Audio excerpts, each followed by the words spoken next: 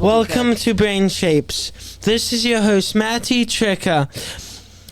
On this podcast, we will be discussing neurodiversity and what makes us different from the rest of the crowd. The thing is, no one truly knows what it's like besides the person who's living it. Hopefully, after you guys finish listening, you'll better understand how to manage that person's disadvantage. In life, no one is perfect, and the harsh reality is no one will ever be perfect.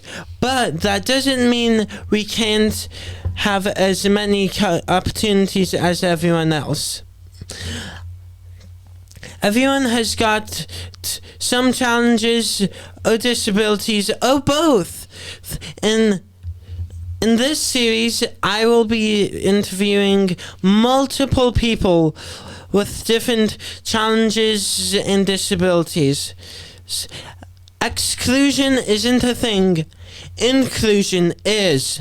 You will learn more than you think. Without further ado, let's get started.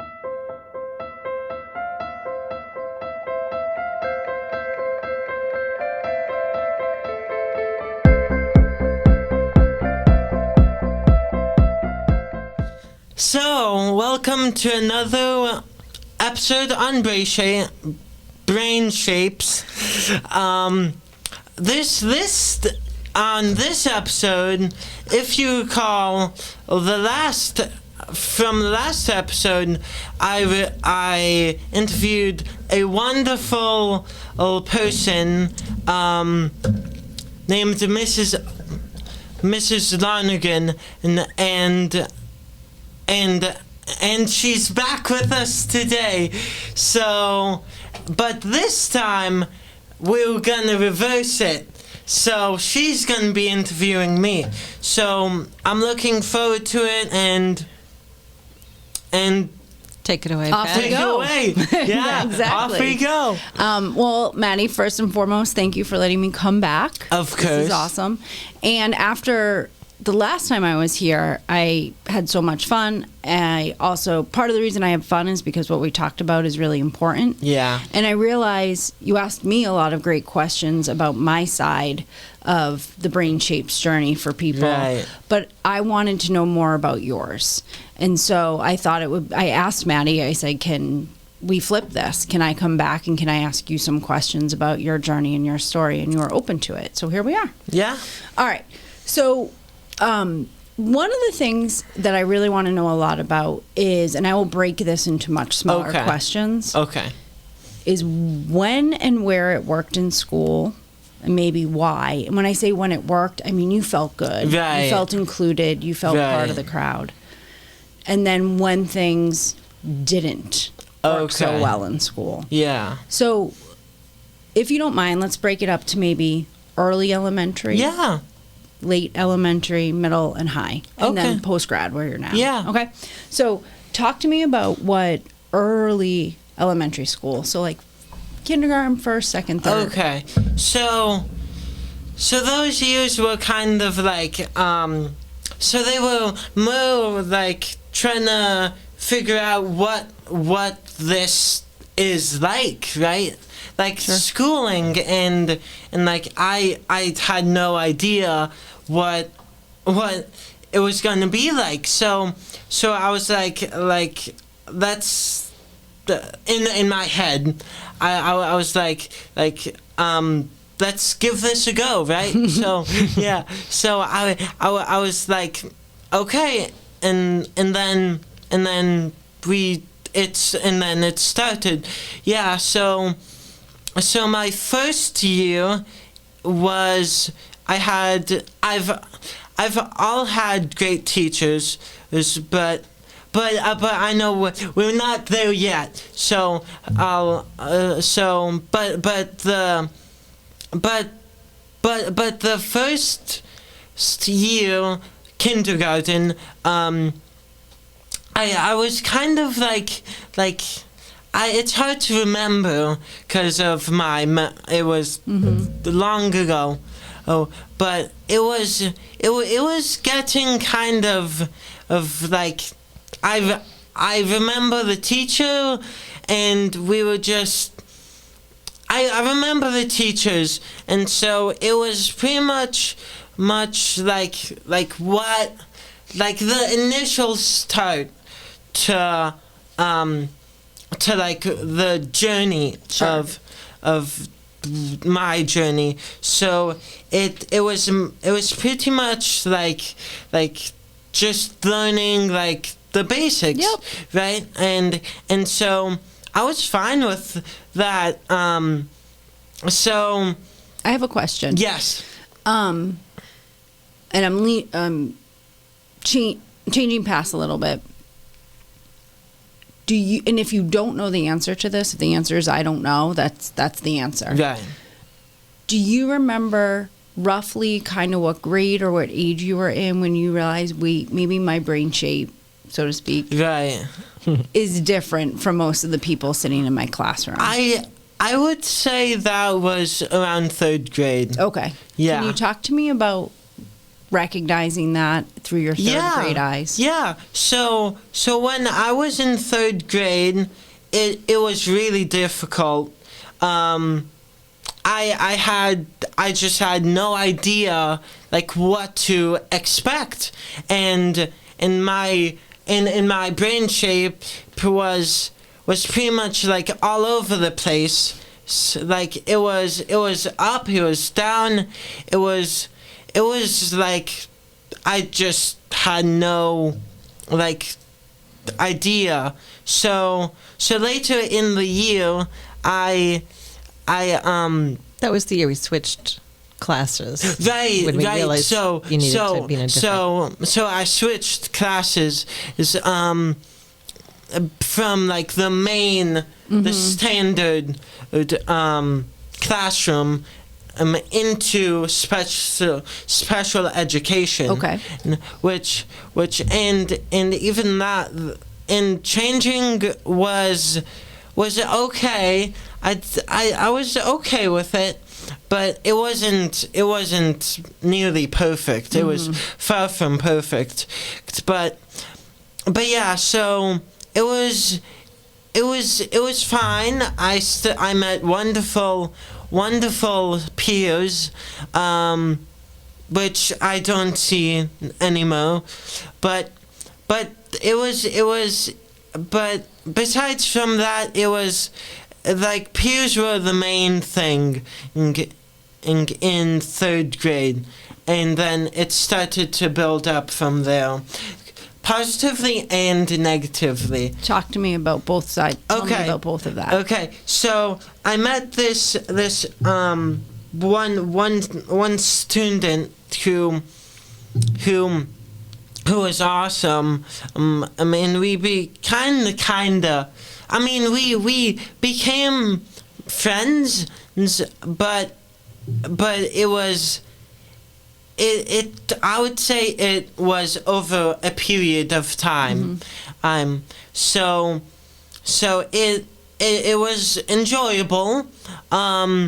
So I was like enjoying in what we were doing, and we would have like break times and like rainbow loom. We would be doing that. We would be playing with the iPads. Yeah. In 3rd grade, and just stuff like that. We would be enjoying our time.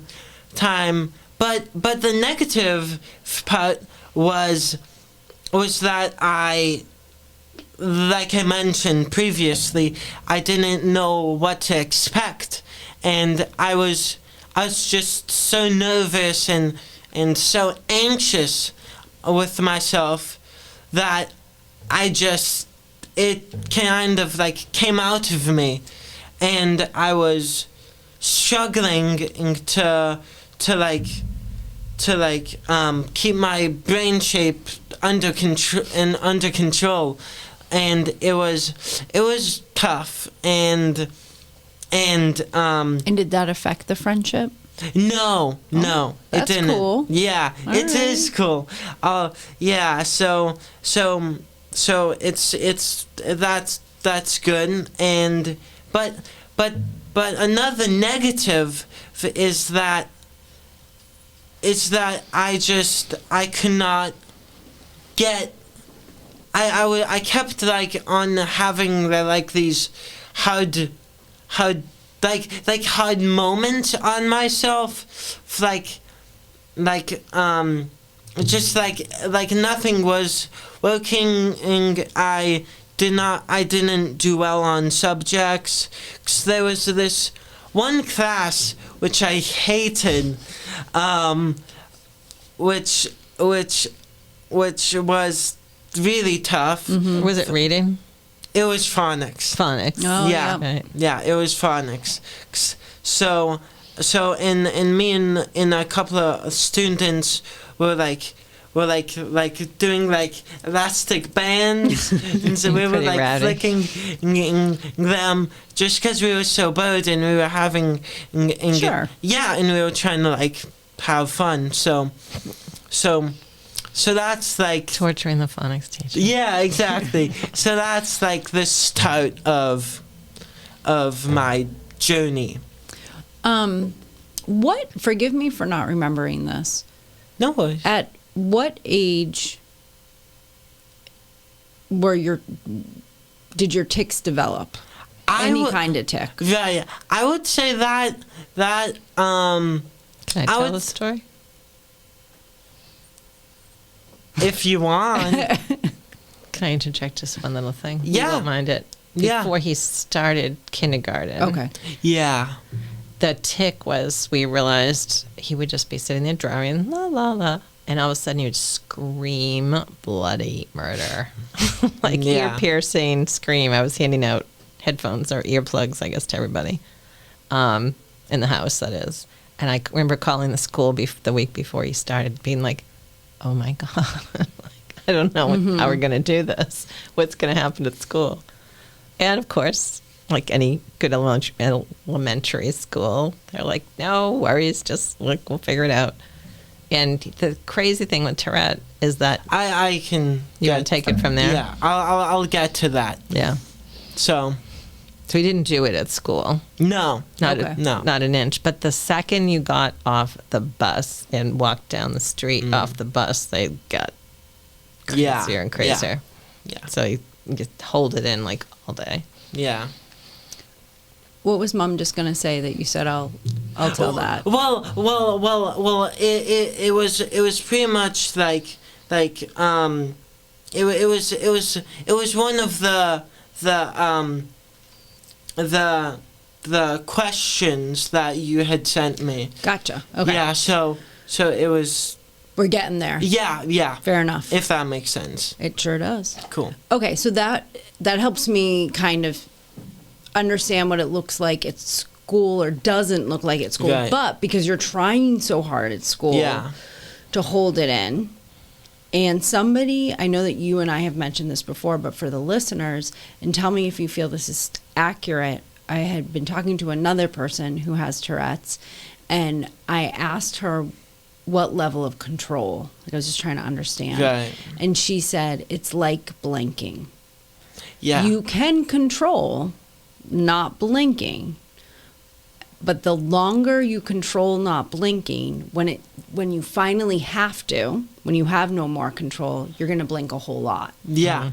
And do you feel like that's a good analogy for you? Yeah. For sure. So for me, it's almost like during your school day, right? You're trying not to blink. Right. And then as soon as you get off that bus, Yeah. Blink, blink, Yep. blink. Yeah. and it's exhausting. Imagining it's not just like, okay, I'm not ticking, so that's good, but it's Right. I'm not ticking, and that's a ton of work. Right. And I'm trying to learn phonics. Yeah. Yeah. Yeah. Exactly. Yeah. Your Okay. brain is stretched. So pretty bring thin. me through fourth and well, it's up to you. We can go through fourth or fifth, or if you want to jump to middle school. No, it's up. I'm fine going through all of them. Great.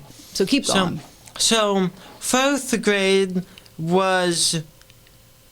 I'm trying to think. It was the same. it persisted. I had the same teachers and stuff. So it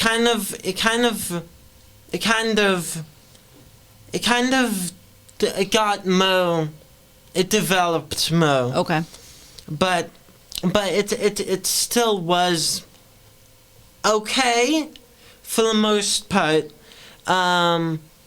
But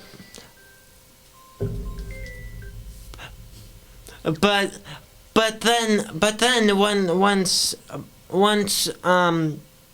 the years moved on into middle school and stuff, it persisted way more. So I was like ticking in class, and I was like so embarrassed, like why am I doing it? Like it just doesn't make sense.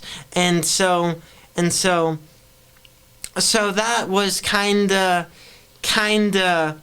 like I mentioned, kinda embarrassing, but Sure. yeah. Do you remember what kind of tics you had in particular? I would say just like basic noises. Okay. Yeah, I would say basic noises. Is some coprolalia, which I'll also get into that later. Can you remind me what that means? Yes. So coprolalia is a certain. It's a category. Yeah. I would say a category of tics where it's like all you do is blurt out curse words and swearing. Can you say the word Well, again? Curse. Cursolarily. Oh, coprolalia. Coprolalia. Yeah. I never. Yeah. Thank you for teaching me You're something very new. welcome. I knew You that learned category. something new. I didn't know that was a name Right, for it. yeah. All right, thanks. There's all Matty. different Yeah, ones. anytime. Yeah, there's all different ones. Echolalia. Is that the That one? one I know. That Yeah. one. You repeat back what the Yeah. person Right. is saying to you. Yeah. Yeah. And remember, Tourette is it's vocal and motor. Yeah, motor. So So it could be it- gestures. Yeah. Or anything inappropriate. So here you are entering middle school. Yes. Just when curse words become Yeah, right, like right. ooh, you just said right, Right. and for you that's adding Yeah. to it in the class. Okay. Yeah. Yep. This is challenging. Yeah. So and it was very challenging. So and I could not control myself, and as hard as I tried, it didn't work. So yeah. And how did your teachers actually give me an example in middle school of a teacher that you feel responded to your needs, and I'm Yeah. purposely saying needs and not just tics because Right. it's more than that, Oh, I get that. in a way that you thought was helpful? What a teacher you mean, right? Teacher. Yeah. Anybody Okay. in the high school Okay. building. Cool. Oh, I'm sorry, middle school Yeah. building. So it was I would say one of my main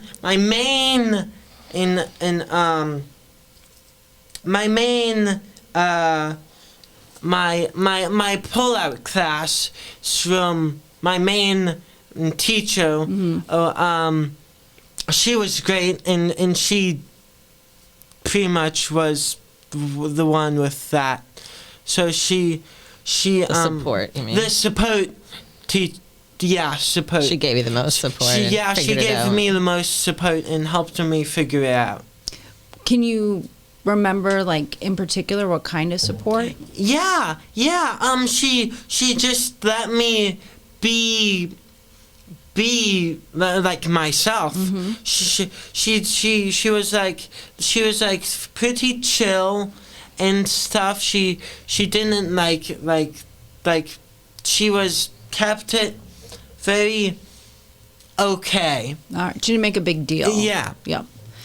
Did you have, in middle school, and I will ask similar questions about this when Yeah. we get to high Oh, school. yeah.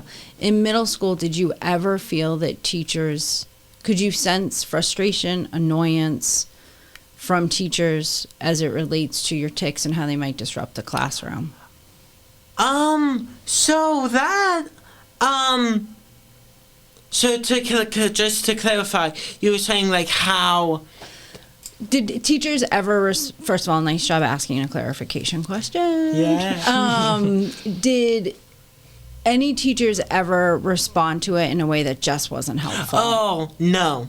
Okay. No. So you found most of your teachers Yeah. during the middle school Yeah. years were really supportive and Yeah. receptive to it. For sure. That's fantastic. It is, yeah. I have to say, we've heard so many stories along the way of bullying and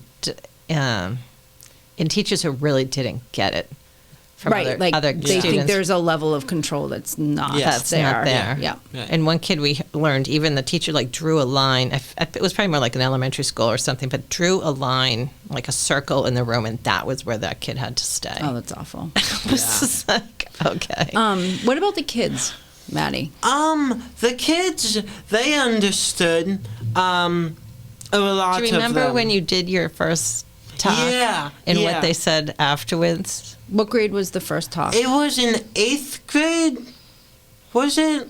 I think it was either 7th or 8th grade. It was either 7th or 8th. And this is where you educate the class about your Tourette's. Yeah. Okay. But yeah. So and the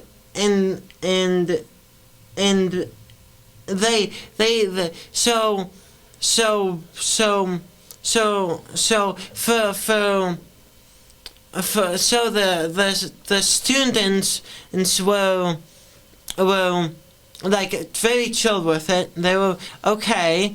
I would say they got kind of like, what is this kid doing? But after once I went to DC for training, and that's when it started becoming a thing with my TS and stuff. You mean talking about it? Yeah, talking about it, and yeah,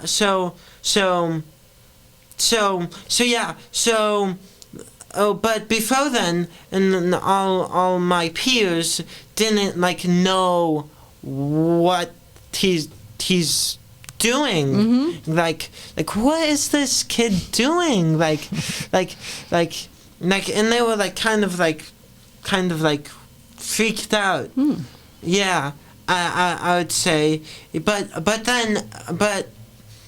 as eventually time went on, and me and my mom found that there's this training program. Well, not training, but why a youth ambassador Through the Tourette Association. Through the Tourette Association of America, and so I was like so like I thought it was pretty cool. So I signed up, and my mom actually colored my hair. And dyed your hair the teal green but color. but it turned into more of a dark turquoise because I forget what it was, but I was in the water, and it just it went orange afterwards. Yeah, it went orange You can't do afterwards. bleach with your colors. Yeah. So That was until after the day. Well, right. Well, right. So, but my mom. Anyways, she dyed my hair teal, and for the fun of it. That weekend. Yeah. Do you want to say like what that program is? Yeah. So it's a program for young teenagers. Tis the name Youth Ambassador, and it like is a program where you go down to DC and pretty much you're there for a whole week, and you're learning about like how to come up with a speech. And like it was more about, it's also like public speaking and stuff like that. And then what do you do on the day 2? And then on day 2, first the training consisted of learning Learning the talk, and there was a conference, and then there was going down to the Senate and presenting. That's cool. It is. That's House awesome. of Reps and the Senate. Yeah. So that was fun, and I just it's just. And I am forever thankful for that year. And the training was purposeful so that you can go back to your communities, yes, exactly. right, and educate your community. Yeah. Okay, so you did that in 7th or 8th grade for the first time. Yeah. And tell me how the kids in your class responded after you gave it. So I'm trying to remember that. I remember afterwards the teacher saying that one of the kids were like, oh, well, yeah, we knew that like they were very accepting. It was like, oh, cool, now we know what to call it, but it's still just Matty. Yep. That's right. Very accepting. That's right. That's cool. Yeah. It was nice.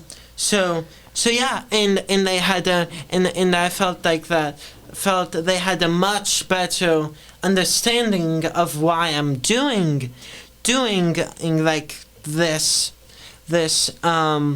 Matty, when you did it in middle school, because middle school works different than high school, did you do it in front of your entire class? Or, did you do it... I know at the high school you did it in individual classrooms. Right.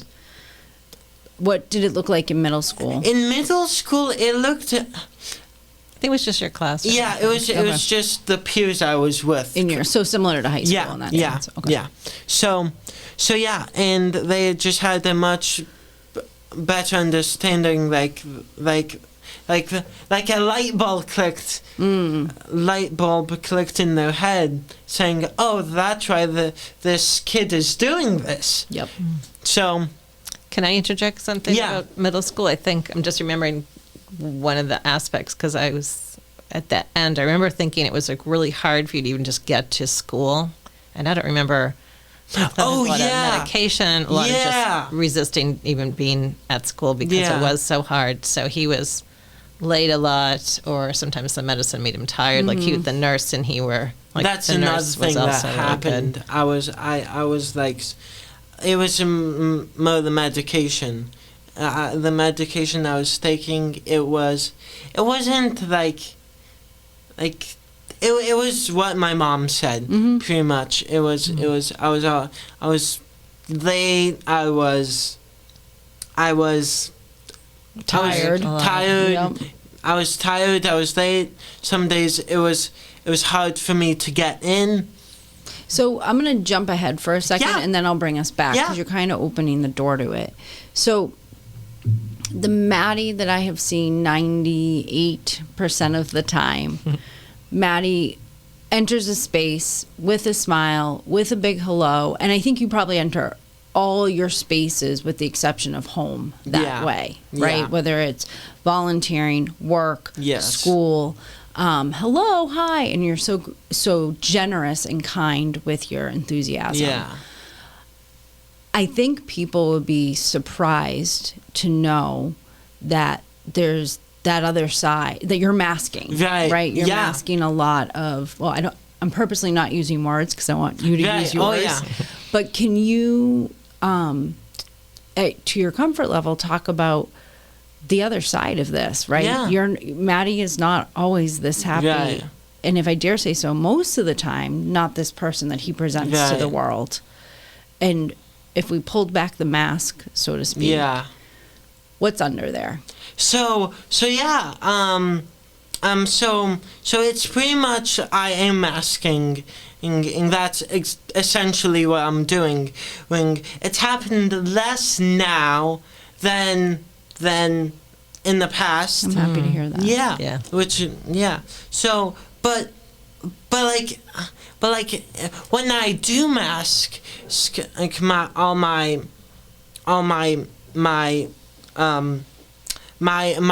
challenges.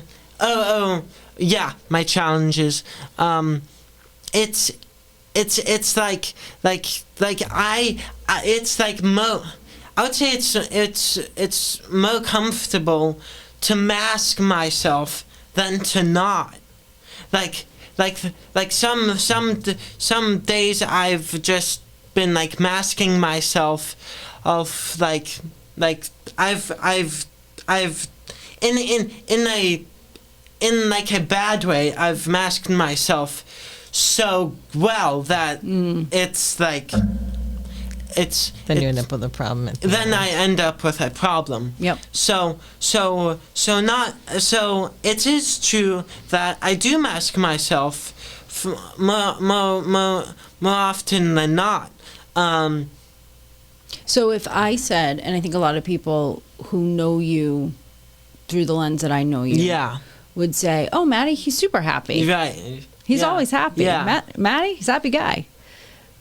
Help us understand the rest of the story. Yeah. So- Help me understand some of the other feelings you have felt. And by the way, I'm thrilled to hear that you're better than you once were. And at some point, I'm going to come back and ask you why you think that is. But Yeah. for now, help us understand those other feelings. Yeah. So the other feelings have kind of like it's kind of like my masking like hides the loneliness, the depression, the anxiety, the sadness, because partly why I mask is because I don't want others to like look down on me, it's partly like I'm afraid, and what you and other people have seen is sadly some days, not all, but sometimes you have seen me mask everything, and as much as it's kind of hard, because as much as the masking is, it helps me in a way, but it also breaks me down, On one hand, you're coping. On the other hand, you're not dealing with. Yeah, exactly. Right. It's the like problem. too much of a mask, right? Exactly. Right. Yeah. Some of it, I truly do believe that masking can be helpful in the right time, their place, Yeah. the right amount. I'm not anti-eating Oreo cookies. I eat a lot of them. I'm anti-eating 80 of them in one sitting, right? And it's kind of like if you mask Very easy to do. all too much. Yeah. I think you're doing a nice job explaining Thank that. you. Yeah, and I do mask too much, and then all of a sudden, right? Yeah, and all of a sudden it gets too much. Like there's this mask that's latex on my face, and it's like hot and hot and hot, and as I go walk and do stuff, it gets hotter, and then it burns through. It Good melts. analogy. Yeah, thank you. Yeah, on the spot. I like it. Well done. Thank you. Yeah, and it just like melts, and then I've got an even bigger problem. Yeah. So and I have. And it's a thing. It does happen to me, and it's I don't think it's ever gonna go away. In a way. Yeah. Yeah. No, I took pause with that because I agree with you, but it sounds like you are working towards better management of it. Yeah. Right. Yeah. Where you're able to take it Yeah. off more Yeah. often, or maybe recognizing that you could say to somebody when somebody's like, "Hey, Matty, how's your day?" Instead of being like, "Awesome," you could Right. be like, "It's a day." Yeah. Yep. Yeah. Yeah, so I've tried to do that more often. Easier said than done. Yeah, exactly. Yeah. Yep. Yeah. So, but yeah, and like it would be surprising on how much I mask. Like I can mask like everything. Like I just, for some reason, in a bad way, of course, it's bad. I'm masking like too much, like I mentioned, and but yeah, I mask like all my everything pretty much, and I in like when I'm alone, it like I can. When I'm alone, and I feel even lonelier. Like I just I can't seem to like the mask is what makes me feel comfortable. Like it's because you also receive temporary, momentary, positive back from somebody else, right? If you're approaching someone and you're as positive as you are, 9 times out of 10 you're going to a positive response back. So it fills the cup like a little bit, but it's ready. Here's my in the spot analogy. It's almost like your cup has a hole in it, right? So it stays in there for a little bit, but it doesn't last. That's a good analogy too. Oh, look at us. Yeah. I'm going to bring us back to school for a second. Yeah. So if there's anything left that you want to say about middle school, please do, but I'd love to hear about your high school experience. Yeah, so... And us knowing, I'm not totally changing the subject, and us knowing, I think what's important is that as we talk about your middle school and high school experience, that this latex mask has been being worn day to day. Yeah. So I think I like that we talked about that first, just by luck. Yeah. Because it gives context, right, to the next part. Okay. Yeah. So middle school is pretty much finished. And like so after middle school, there's high school, and so 9th grade was there was this science teacher I would say high school is when things got really difficult. Things got really difficult, more than my previous years. Yep. So I was in 9th grade. I started like getting more wound up, and I was pretty much failing in what. Like I was failing in my own expectations. Like you weren't able to contain it. Yeah, I was classes. Yeah, certain classes weren't that weren't good, and I have gotten not great grades. It's but not bad grades. So it was kind of in the middle, and that also leads to all my loneliness and depression and stuff.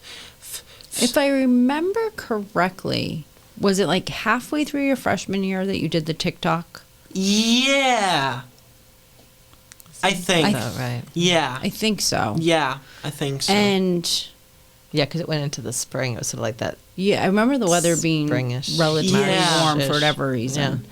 Yeah. And I think then that when you did that at the towards the end of the year, second half of the year, we then decided let's do this at the beginning of the year next year, right? Yeah. And did you see? And if you didn't, again, don't feel like you have to answer this positively. Right. Like let the mask come off a little bit. Yeah. Did you feel that doing your TikTok freshman year, sophomore year helped in any way? It did. It really helped. I was like, oh, I was like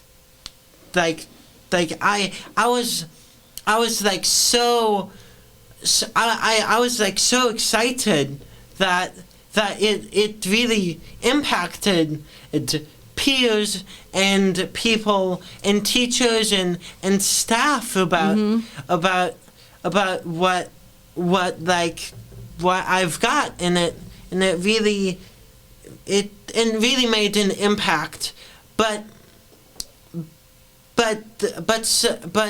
with me, sometimes things are so positive that it cuts off and goes down. Like it's so positive that it actually brings me down. You get like a high, and then you crash. Yeah, exactly. It's Interesting. It's very interesting. I remember being in a handful of the rooms that you did the TikTok both years, and I loved listening to the questions your classmates would ask you.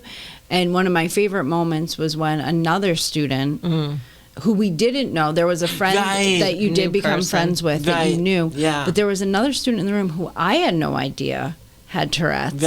And I remember her raising her hand and disclosing that in front of everybody. And I thought to myself, there is no way that girl would have done that if Matty hadn't just done what he did. You provided a platform of courage for her, which was pretty cool. Having that talk is pretty... It is. Because it also helps, I think, some of the tics that are... give me the word again. Coprolalia. Coprolalia. Yes. Thank you. Yes. Kids can better understand it, right? Oh, now I have a label for this. Now I understand why Matty's doing it. He's not just being annoying or disrespectful, right? And your whole personality, goes against that anyway, so there would be a disconnect for kids. One thing we talked about this last time I was here. For me, there's a difference between tolerance and inclusivity. Tolerance, the way I define it, is I will sit next to this person. I will not be mean to them. I might say hi to them when I walk into the room, but really I'm just not going to engage. I will tolerate their presence in a way that is not mean. And inclusivity means I'm going to come in, I'm going to include this person, I'm going to make them feel like they are part of the group versus sitting on the outside. And I'm wondering, in your experience at the high school, did you feel more tolerated or inclusive? And maybe it depended on the room. I would say it felt more. I would say it was more inclusive. Really? Okay. Which I never thought it would be. I can remember. I'm gonna have you do all the talking about it. But one class in particular that I think you felt very inclusive about was the last year. Second last year or last year at school when you were in Mrs. Kravitz's science class. Yes. Can you talk about, look, you see, Matty just lit up. Can you talk about why that class and the culture that Mrs. Kravitz created in the class with the students and what you did in the class and why it was one of the best classes you've ever taken? Can you talk about that? Oh, yeah, totally. She, I would say... She was literally the start of something new. Hands down. She would understand. I wouldn't even have to explain my Tourette to her. She would get it, and it was very impactful, and all my stress went down with her. I mean, and she would... Then you could actually learn. Exactly. She made learning fun. I mean, who knew? You would think school is school and just doing schoolwork, right? But with her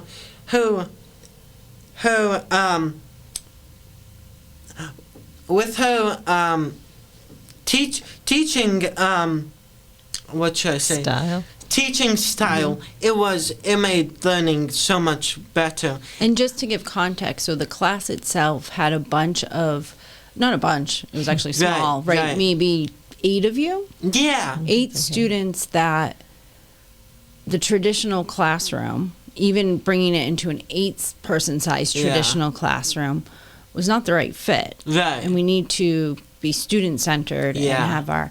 And so I think maybe one of the things that helped with the inclusivity of that class was she talked about it. Yeah. Right? She talked about, hey, we all have something challenging that's and there was a wide range of challenges in that class, right? Which made it even cooler. Yeah, right? in a way, and there was a wide range of different personalities, and you all really got along. Yeah. I think you all felt included. Yeah. And she talked about that. She didn't allow it to be an elephant in the room. She wasn't like, today we're only going to talk about photosynthesis, right? She was able to take in the science, because I do think she did a lot of teaching about science. Yeah. And also incorporate community. Yeah. Oh, yeah. Totally. Yeah, and she did just that. It was breathtaking what she could nice way do. to put it. I think she was piloting a new program too at that particular moment. So I don't remember what it's called, but it was. Also talk about, we could sit here and talk about Mrs. Kravitz and her science class for a long time, but for the sake of time, I am moving us forward. Why was it challenging in your other classes? I would say it was challenging in my other classes because pretty much because as I wasn't and pretty much because to me they were just teachers, right? And the teachers are supposed to teach, of course, but it just, none of the other classes had clicked with me, and was the community different? Like it was the community was different, and it was just different in general, and I couldn't, and all the other subjects, I feel like a factor kicked in, and a factor that was kicking in was that all the classes I didn't seem to care about. They weren't like my top. What you were interested in. Well, I was interested. I do remember when you were, so we might not see you all that upset at school, but I knew you were struggling when your absentees would rise, your tardiness would increase.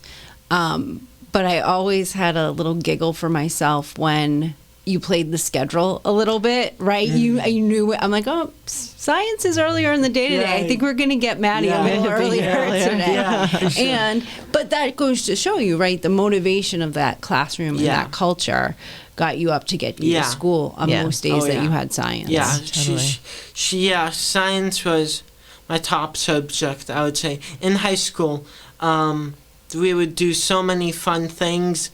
She would even drop off, like each holiday. She would drop off like gift bags or goodies. Cool. Yeah, and she would come by on my birthday, and I was like, "What Drop other something in the mailbox?" Yeah, what other teacher does this? And if I remember correctly, there were a lot of breakfasts. There was, and wasn't there a snack fritters? cabinet too? Oh yeah, that's right. There was like a snack cabinet. There was breakfast. It was like it was the highlight of my high school. I have to say too, she was the teacher who, when COVID hit, because sophomore year was COVID, and that was definitely, sure we're not unique with that emotional dive and being lost, and between Zoom just wasn't happening, and real, more clinical kinds of anxiety and depression hitting. And doctors were busy, God bless them, and I don't know, there was no lifeline, and it was Mrs. Kravitz who, when I called, she actually went around, and I think we even missed, Matty might have at that point I think we actually missed the initial call that she had made, but she went around her house because she had taken all the animals, the critters home, and videotaped something for Matty and like, hey, Matty. That is cool. Yeah. Cora's saying hi to you. And like, That's she just right. literally went around, time out of her own life and her own little kids and what she was doing. That's and cool. Yeah. made sure she connected. She was there for me when no other teacher was. Yep. Yeah. Matty, forgive my poor memory. No worries. So COVID hits March of your sophomore year. Yeah. And then did you start at the high school junior year or we started? Yeah. Okay. Yeah. So walk me through the steps of how and why you transitioned out of Westford Academy and into your next step. Okay. Yeah. So but it was the first. It was like getting so rough. Like everything. That's when everything started collapsing. And it was physically and mentally so bad. It got so bad, and I was not functioning. Like I was on the floor, ticking my head off, and like I could not get up, like and I was like flailing, and then I wasn't like getting in as much as I wanted to. Physically couldn't. I physically couldn't get in, and it broke my heart to like, because I felt like I would never see these people again, but then my parents like made a call to this other school, and they were like We tried many schools. we did try many schools, but there was this one that at the time I thought it would be a good match, and so I did, and so then I. What month did you transition to that school? What was Do you it remember? like? Roughly.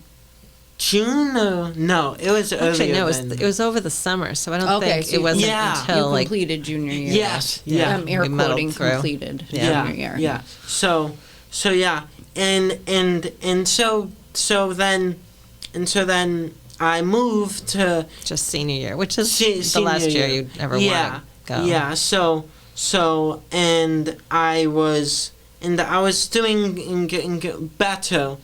I was doing Yeah, better. you were getting up and out. Oh, I was. Unfortunately, it was all the way in Brookline. Yeah. So yeah. That was tough. But the thing with that school is it wasn't perfect either. Like the teachers were nice, but all the students were like, they had like issues, like I remember like a few pulling out like vapes in class. So it was awful, and like I did not. In at Bay Cove, which was the school I moved to after WA, it was like what made that school better was the teachers, and I mean.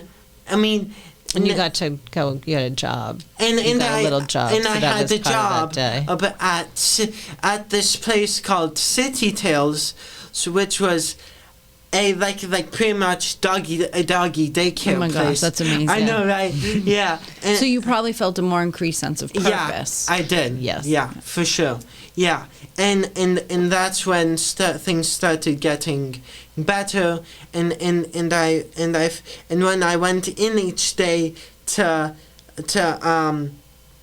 City Tales, so, all the dogs would greet Dog me. therapy. Yeah, and I was like, oh my goodness, I love you guys. I love all you dogs. And there were like piles of them. Literally. Yeah, and I was like, I'm feeling the love right now. Yeah. So yeah. So that was So that made that work. so we made it work to our advantage. Nothing. It wasn't perfect, but we made it work. Yeah. And then what happened after Bay Cove? Do I have that right? Yeah. Okay. So after Bay Cove was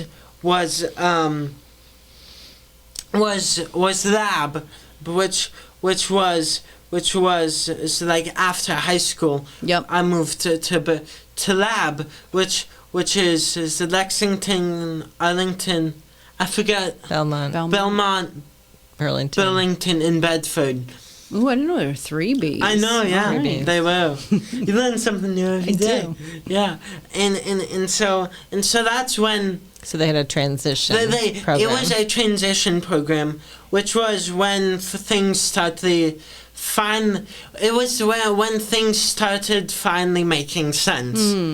I was meeting more peers. I was making connections, and I was doing like what I was pretty much like doing what in my opinion what adults do. Yeah. In a sense. Yeah, because you wanted to be done. Yeah, with I school. wanted You to be time done. to be there. And so. And my understanding of a transition program is to help people become adults. Yeah, it was that. Yep. Exactly. Adult training. Yeah, adult training. Yeah. You did cooking. Well, we did cooking. We went on. We did a few like. So there was cooking, and so it was like alternate weeks, where one week would be community. Like out in the community, we would take the T or the subway cool. into Boston or Harvard Square, and we would just hang out. And You then had to plan your trip. we had to plan and to do all that stuff, and then the other week we would do cooking and plan meals and like budget. How much Go grocery shopping. Go grocery shopping, and then there were also in classroom days, which we were like I was like learning like how to finance and budget and stuff like that, and it was really amazing to be able to get this opportunity. To learn adulthood. Yeah, and Then you also got that. We found that volunteer opportunity. oh yes, and we found a volunteer opportunity. This is kind of a side note, but it has like it's like part of. Jobs and stuff, so I'm going to mention it. Sure. So and then in this person and well we found and since I wanted to do something with the medical field and I wanted to do like a job, like a career in the medical field. There's this wonderful person in Casey who we got in touch with at she works at LGH, Lowell General. Lowell General Hospital, which was a blessing in to work for, and so that was partially like a side gig, but eventually I got offered a job. That's so cool. Yeah, it is. It's like very empowering. Yep. To get, especially it's a job that I've wanted for many years. It's down in sterile processing in the hospital. So that was amazing, and now you're still there, right? Yeah, and I'm still there, and I'm living in this sterile life. How many hours a week do you work? I work Mondays, Tuesdays, and Wednesdays. It's 8:30 to 3. So great. Yeah, that's so awesome. it's a good and day.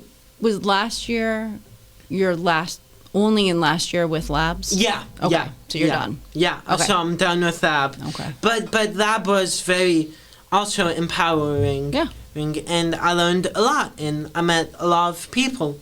Do you stay in touch with any of your peers I from do. lab? I do. Okay. I do. Where from middle school through the end of labs? Yes. Is there a particular place that you felt like you met your people, or you were like, oh, these people get me? And I don't mean teachers, I mean get peers. that. Yeah, okay. I get that. I would honestly say lab. Yeah, the way you just talked about it, that's what I thought you were going to say. Yeah. Yep. So lab is where I finally met and I got to understand what their challenges were. Yep. And it just made like all the difference. And they were great teachers and stuff like that. So I was enjoying my time there, and it was different enough that I could fully participate, and it was inclusive. Yep. and we would also go uptown Belmont, which is where the school, well, one of the schools out of the lab program, the Belmont one is where I was at, and so it was just a much better experience. Great. And so I enjoyed that a lot, and like I said, I met wonderful people and teachers, and it made all the difference. And then that's also where I finally started realizing, like this is like all of the previous years have led up to adulthood, and now I see why at the beginning I had no idea, and now after that I see why I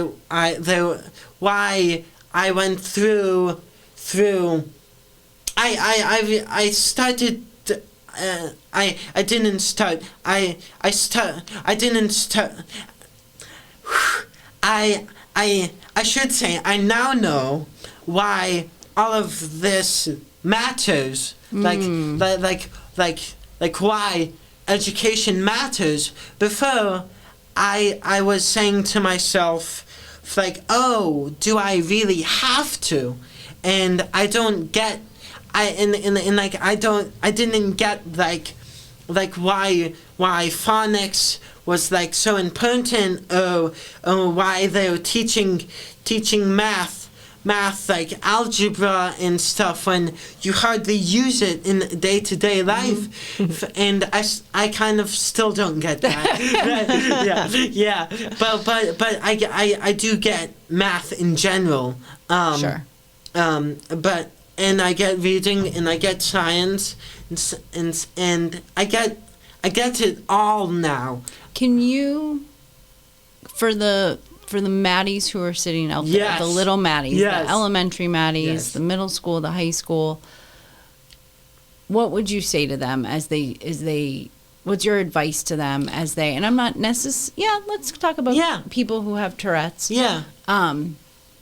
What would you say to them to keep them when they go home and their mask starts to melt? Yeah. So what I would say is I would honestly say take your mask off. It's okay to be upset and feel what you feel. Life isn't perfect. I mean, I've said to my mom, perfection doesn't exist. It's not a thing. It might be a word, but no one will ever get perfect. No one will ever be perfect. So I say it doesn't exist. But yeah. So I would say to them, like I said, take your mask off. Let who you are really shine. Cause I feel like too many people keep their mask on and they don't take it off enough. And you gotta take it off, and you gotta breathe somehow through that mask. Mask, or else you're gonna disintegrate. So I have another question, but this one's for Mom, and then I have one more question after that, and then I think I'll be done. In a couple bullet notes, because this question is a loaded question. Pam, what advice would you give to the parents of the elementary Matties, middle school Matties, high school Matties out there? Oh my goodness. I would say find your community, like make sure you're connected and talking, kind of I guess the same thing, not trying to hide it and pretend like your kid's just like everybody else, because you're not. And there's the CPACs, and there are various communities. Like we found the Tourette Association was super helpful. And just to find the other people, like forget even the information about Tourette and all that kind of stuff. Just connecting with other people and other families. And talking about it. Yeah. I mean, somehow it just, like when you... One of my favorite things about you as an advocate for Matty is you don't stop. Right? When somebody says no, or someone says we can't, or someone says I don't know how, you are able to find a way to how, or keep going, or you do the research yourself. Right. And I think there is some, unfortunately, and it depends situationally, some self-reliance and not just trusting what is being told to you. But keep pushing and pushing. And I think that has helped open doors for you, Matty, and have you feel like more like you have a sense of purpose. Yeah. Actually, I forget what my last question was going to be. Oh, well. Thank you. Yeah. I appreciate you letting me sit in the host seat for a while. And I really, really appreciate your vulnerability. Yeah. And it's harder to be the guest, I think, right? Yeah, it's a privilege, though. But I think this is at the heart of your brain shape, your heart shape. Yeah, right? Exactly. And thank you. Yeah, of course. And another takeaway for you listeners out there: the only two things, the only real. You are not the enemy, but sometimes the only enemy is yourself. You gotta ignore what your brain shapes are, and you gotta get out of you gotta step out of that of you got to take that mask off, and if people don't see you, then too bad for them. As long as you see yourself, right? And that's key, folks. And the last thing is a quote that I made up a year ago, I would say, is success. I have to think. Oh, that's right. Success isn't succeeding. It's knowing that you will succeed. I like that. Thank you. Lovely. And with that? And with that, until next time, this is your host, Matty Tricker on Brain Shapes.